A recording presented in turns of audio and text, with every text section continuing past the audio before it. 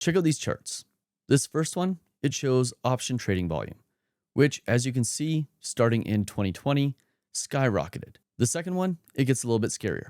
This is the S&P 500 relative to margin accounts. Margin accounts, they're what people use in order to borrow money to make trades, which increases the risk substantially and can lead to major issues. I mean, just look at it leading up to the 2008 financial crisis and leading up to the dot-com bubble. It seems like every single time margin accounts get out of control and people start borrowing to invest in sure bets, it almost always leads to a catastrophe. And it's no coincidence that this happened as well right before the Great Depression. These two charts, when looked at either independently or together, create a very scary picture for the US economy and the US stock market. But there's one more chart that's way more important than both of these, that has more or less predicted every single recession going back to the 1980s. And while these charts might look scary, the question is, just how scary are they? Well, I'm going to unpack that in a minute. But before we get into it, my name's Nolan Matthias, and if you want the truth,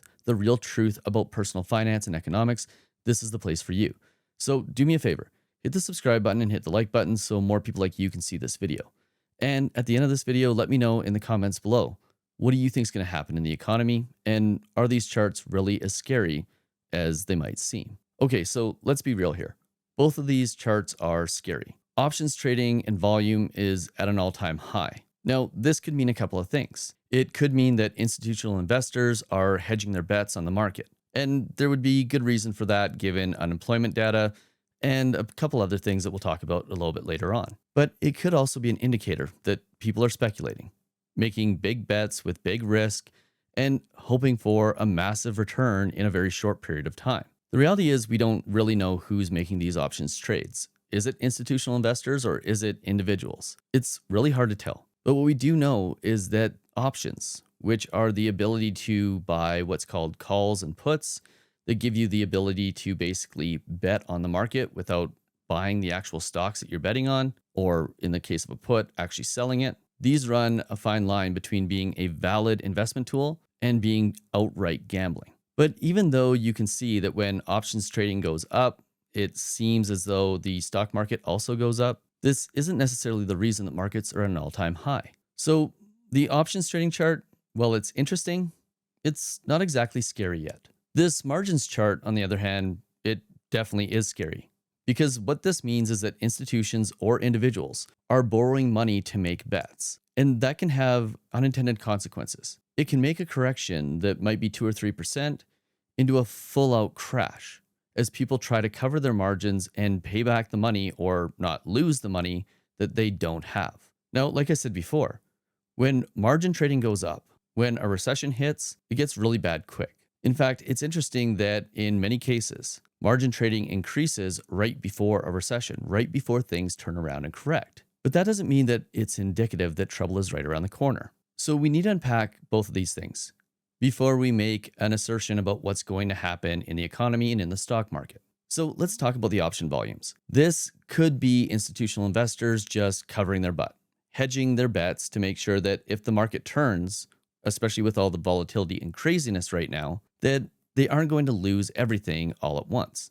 And I'll show you in a minute somebody that actually happened to who was trading options and pretty much wiped out his entire portfolio. But there is a growing theory that many of these options traders, they are originating from Wall Street bets. You know, that basically sent GameStop and several others to the moon. The argument here is that Wall Street bets, it created a ecosystem of people who were trying to get rich fast. And when the meme stocks stopped being so productive, many of them, in theory at least, turned towards options trading. And they're looking for the same thing that they had in GameStop, the ability to get a massive hit really quickly. But seeking home runs can turn a home run into a strikeout and even an ejection from a game very, very quickly. Recently, one options trader known as Captain Condor wiped out his entire portfolio, and it was a big portfolio, in a single day by making a bad trade on options. In a single night on Christmas Eve, his followers lost tens of millions of dollars in a single blowup.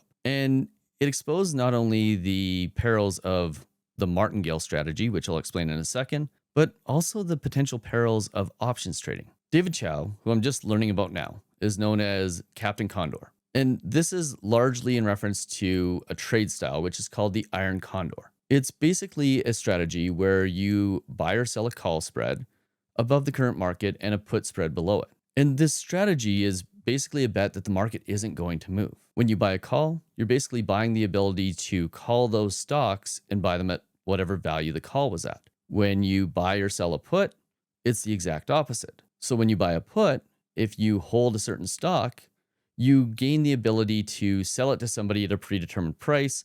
And what happens here is you're basically looking to be able to win on the put side. So in other words, when a stock goes lower than the value of the put, you can make somebody buy it from you for more than what it's worth. And when you have a call, if the value of the stock goes above the call value, you're able to buy it for cheaper than what it's worth. And in a simplistic sense, this is how options trading works. You're making a bet that a stock is going to be worth more or less than what you're able to buy or sell a put for, and that's how you win. And used correctly, these can be a really valuable way to hedge your bets. They can be a valuable way to increase the profits from an investment. They can also be a really good way to protect your downside. But there's a point where these go from being a tool to essentially being gambling. And the thing about puts and calls is they are way cheaper than buying or selling the stocks themselves. But they can also create a serious obligation if you don't have the money or you don't have the stocks that you need in order to cover your calls. Now, Chow was using what's called the martingale strategy. Now, this isn't an investing strategy. This is literally a gambling strategy. And the way it works is simple. You make a bet, and if you lose, you double the bet. And if you lose again, you double it again and again and again. And eventually, what in theory should happen is if you have the bankroll in order to be able to keep betting, eventually you'll win. And because you've kept doubling and doubling and doubling, that win will not only put you at even, but it will put you ahead. So assuming you have an unlimited bankroll, you can use the martingale strategy to win. But the thing is, when you double and then double that number again and then double that number again, the numbers become astronomical really, really quickly. And in this case, Chow kept playing, he kept doubling down, and eventually he wiped out his entire portfolio because he lost a few too many times. And the increase in the volume of options trading, this is where it becomes concerning. How many people are using options as valid tools to protect their portfolios? And how many people are just yelling YOLO and rolling the dice? And if it turns out that a lot more of them are gambling than investing, this could potentially be a problem. But the real question is not options, it's margin debt. Because when you combine margin debt with options, the potential to shoot way past zero on the way down, it becomes real. This is literally how people lose their life savings or millions of dollars, and how institutional investors lose hundreds of millions or even billions in some cases. And investing.com recently did an article on this, asking, should we be concerned? They highlighted that when stocks rise, the wealth effect kicks in, making investors feel richer. As a result, they become more confident. And when they become more confident because they keep winning and winning and winning, they become more willing to borrow money to invest. And as Warren Buffett once said, good investors don't need margin.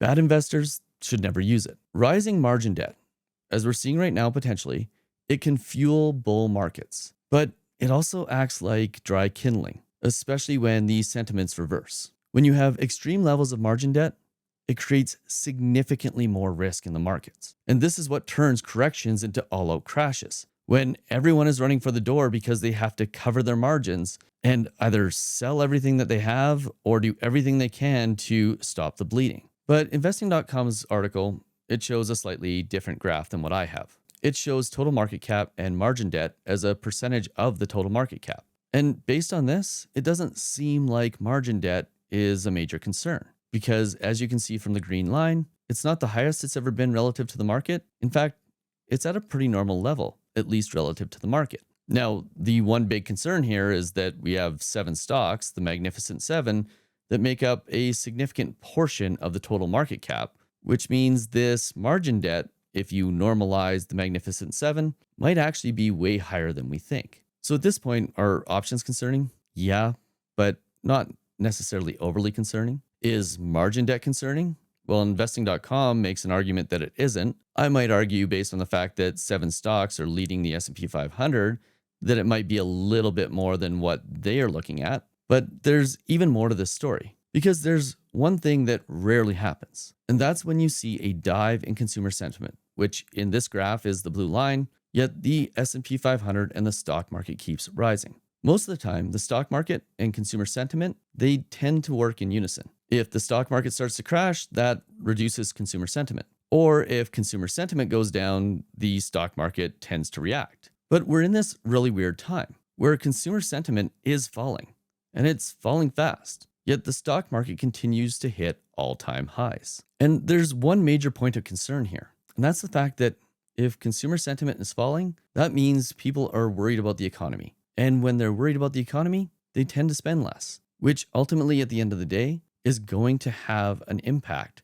on corporate profits. So while options and margin, they might seem slightly concerning, this one is significantly more concerning. Now, when you combine that with the fact that all of a sudden unemployment is starting to turn, the picture gets a little bit worse. Because now we've got negative consumer sentiment. We've got people losing jobs, although not at a scary number yet, but the momentum's turning. And it just is starting to look more and more like the stock market is becoming unhinged from reality. Could this be the options? Could this be the margin trade? Absolutely. But regardless, the things that you would normally expect, which is the stock market to turn when unemployment turns, and to also do the same when consumer sentiment turns, well, it's not doing that. And this is even though the 10-year rolling returns of the stock market almost always mirror consumer sentiment. So this is highly abnormal that the stock market is not following consumer sentiment or vice versa. We've literally got the 10-year rolling returns increasing while consumer sentiment is tanking.